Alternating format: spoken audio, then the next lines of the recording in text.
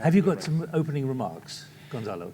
Well, I think that if I was prepared for a conversation, but I can go speaking like 3 months if you require. For 3 months? Yeah, no problem. You press play and I go like whatever single topic that you want. I'm not sure everyone's got 3 months here. I'm sure not. We don't have more time for anything. 3 months is an existential crisis, Absolutely, I think. you got it. But Gonzalo, what is your reflection on what is happening across there and compared to where you were in Chile? In Madrid, unfortunately, you might remember that COP25 was supposed to be held in Chile. We had a social unrest, and therefore we had to move the COP from Chile to Madrid. Short notice. And that's a good point to start, because the level of resilience that we've put into the process is something that we should admire. And let me, of course, reflect to what we had to do as co-presidency until last week. Chile wasn't supposed to be the country holding COP25, it was Brazil. So in COP24, only 3 years ago, Brazil decided not to do it. So let's say this is a relay and the baton is dropped. And we picked it. Then we run the whole 2019 year in a very particular situation. We are now talking about the 1.5 degrees and the role of science. That's what wasn't there in 2019.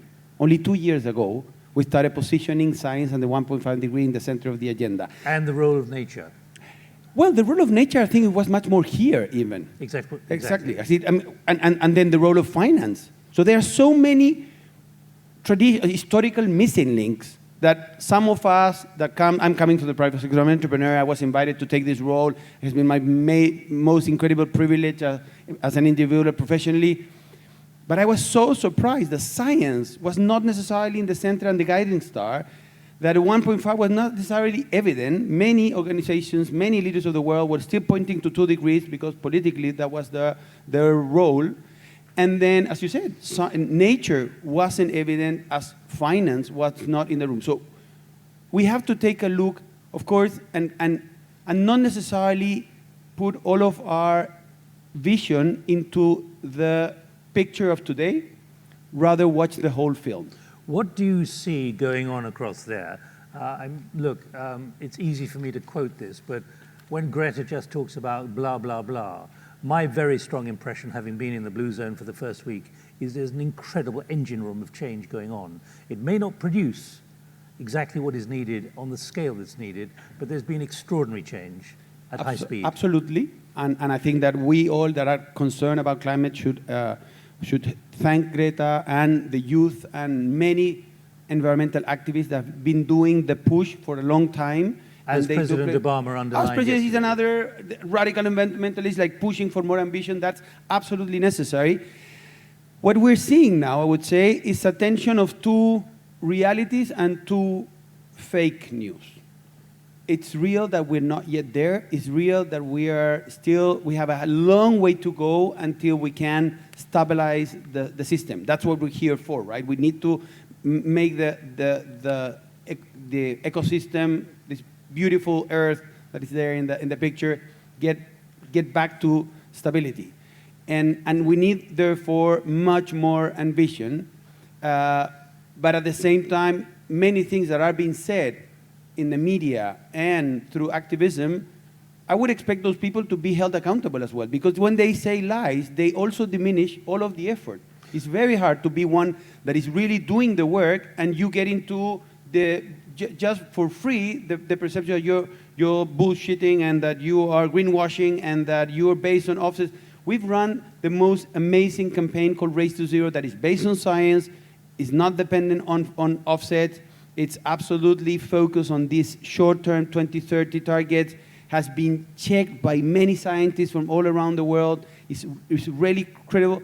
And it's hard when you are one of those institutions that have done an incredible work in the last mostly 2 years, then be signaled as you are greenwashing. But on the other side, sorry, just to confront on the other side, but on the other side, it's true that we've suffered of the problem of having too many commitments for a long time that hasn't been really I want to pick you up on one word you used there. We don't have enough ambition. Surely the science is making it very clear, just how pressing and existential this challenge is now. So where's the problem with ambition? Well, First is that you have to double click and triple click there, because ambition for what? Okay, so ambition for increasing our capacity to implement and activate everything that will solve the climate crisis. That requires an understanding of the crisis. One of the problems is that whether it's because of self-interest or selfishness or lack of empathy or simply ignorance, so many leaders of the world at a political level, at the business level, even at a societal level, has been ignoring the fact that we are in the most existential crisis that we have confronted. I need to be clear there. They are ignoring it, in your view. Johan Rockström is going to be here in 40 minutes, and he's going to be making clear exactly from the Potsdam point of view just how serious the scientific situation is. Are you saying they're rejecting it over there? No. I'm not saying they're rejecting over there. I'm saying that as a globe. I'm not talking to the people in the blue zone. I'm talking about all of us. Because if we expect that certain, don't leave it there. So if we're expecting that certain negotiators will be capable of just putting the oven down or like clicking the switch, that's a wrong imagination. Most of this needs also to happen at a local level. It will require SMEs from all around the world to be integrated in a different way. It will require majors to really mobilize the action. It will require much more concrete action from civil society. So if we do expect that it will all come from the blue zone, we're wrong. They have already done the most amazing thing, is the Paris Agreement.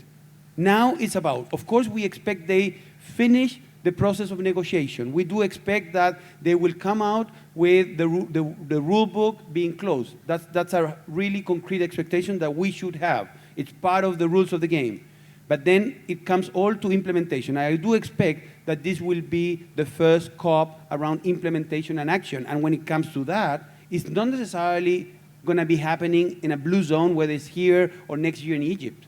It will happen in the places where we live. It will happen within the organizations that we interact with and the companies that we buy from. So let's do not expect that something amazing will happen there. The most amazing thing already happened, but in 2015. So the question is, what happened that we had an incredible moment in 2015, and it took us 5 years to start accelerating the implementation and the action? That's the tipping point. Okay, it's concretizing the implementation, the rule book, and then definitely accelerating and scaling up the implementation, and that's not something that's going to happen in the blue zone. How important is Article 6? I mean, Article 6 can be... Very technical, but why is it so important? I'm going to give you my most honest answer, and it's like the most important thing is about building trust in the multilateralism.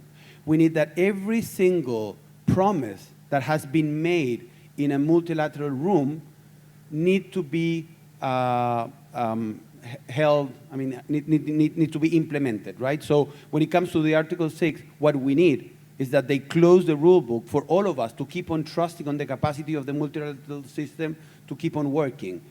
I do not expect that much in terms of the capacity of really moving all of us in a different way. I think all of that is happening already at a sectorial level. It will be happening through the capacity of the voluntary markets to become regulated worldwide in many different ways. So it's a combination of the capacity of the governments to really close the promises, and that's the same thing with the 100 billions.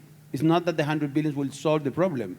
It's just about keeping the promise alive, and then, or keeping the 1.5 alive and be accountable of the promise, and then start implementing. It's very technical, but they started off, I think, with 400 square brackets on Article 6, and it was being reduced. I think it got down to 250 at the weekend.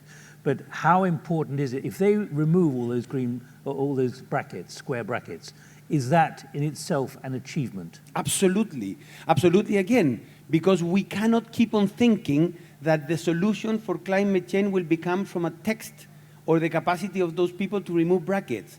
I understand that for many people that they might think that it's a global market of carbon, the one that will be solving everything. This is much more complex than that. It's just, for me, it's the signal that the multilateralism is working, that will allow all of us to operate around the implementation of that Paris Agreement. If not, we will continue saying, okay, but we don't have the Article 6, we don't have the transparency table, we don't have whatever type of technical document that we think is important. Well, for, I would assume, 7 billion people in the world at least, they don't know what that means. All right, Gonzalo, 30 seconds. Where will we be, do you think, by Saturday, Sunday night, or whenever they stop the clock? Well, I do expect that we will say we had the right type of elements of solidarity being sent by the system, meaning the vaccination plan, the $100 billion, everything that is being discussed. That means we are caring not only about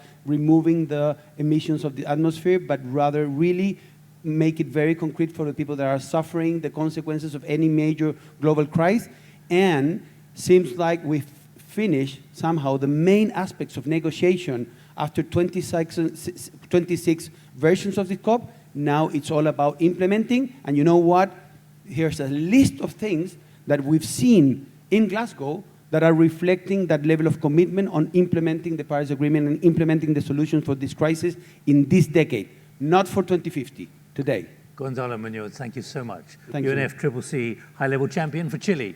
Wonderful to see you. Thanks for getting over here so early in the morning. Thanks so much. Great, great.